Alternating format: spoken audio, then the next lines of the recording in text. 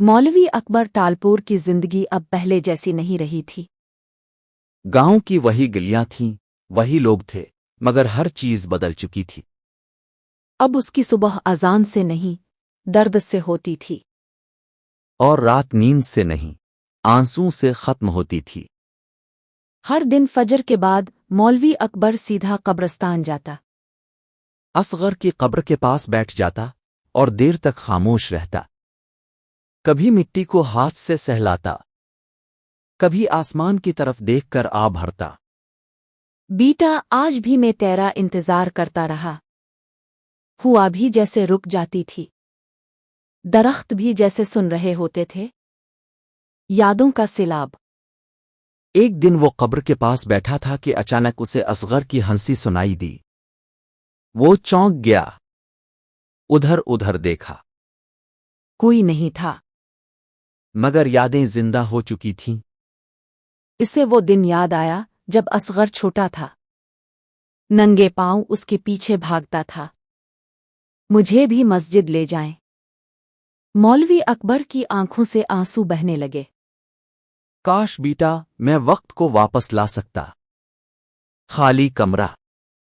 घर आकर वो सीधा असगर के कमरे में गया। दरवाज़ा खोला।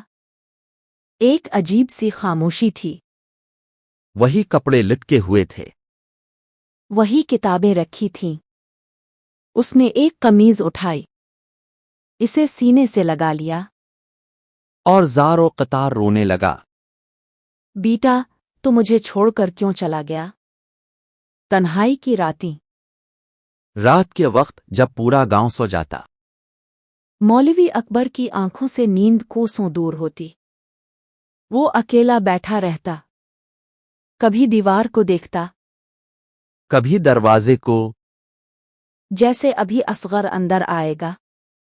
मैं आ गया, मगर ये सिर्फ एक ख्याल था। लोगों की तसल्ली। गांव के लोग अक्सर इसके पास आते। मौलवी साहब, सब्र करें, अल्लाह की मर्जी थी। मगर कुछ जख्म ऐसे होते हैं जिन पर अल्फाज मरहम नहीं बन सकते। मौलवी अकबर सिर्फ सर हिला देता, मगर उसका दिल अंदर से चीख रहा होता। एक दिन वो मस्जिद में सजदे में गया और बहुत देर तक रोता रहा। या अल्लाह, मैं कमजोर हूं। मुझे सब्र दे दे। इसी लम्हे इसके दिल में थोड़ा सा सुकून उतरने लगा। असगर के नाम पर नेकी। अगले दिन मौलवी अकबर ने एक नया काम शुरू किया। उसने गरीब बच्चों को खाना खिलाना शुरू किया। यतीमों की मदद करने लगा। लोगों ने पूछा, मौलवी साहब, ये सब क्यों? वो मुस्कुरा कर बोला, ये सब मेरे असगर के लिए है। एक रात मौलवी अकबर ने ख्वाब देखा। असगर सफेद कपड़ों में था, चेहरे पर नूर, आंखों में सुकून। वो मुस्कुरा रहा था। मैं ठीक हूं। मौलवी अकबर की आंख खुल गई, आंखों में आंसू थे, मगर दिल में अजीब सा सुकून था। बदलता हुआ बाप। अब मौलवी अकबर पहले जैसा नहीं रहा था। वो अब भी अपने बेटे को याद करता था, मगर उसके आंसू कम हो गए थे। इसकी जगह एक खामोश सब्र आ गया था। कब्र पर आखिरी बात।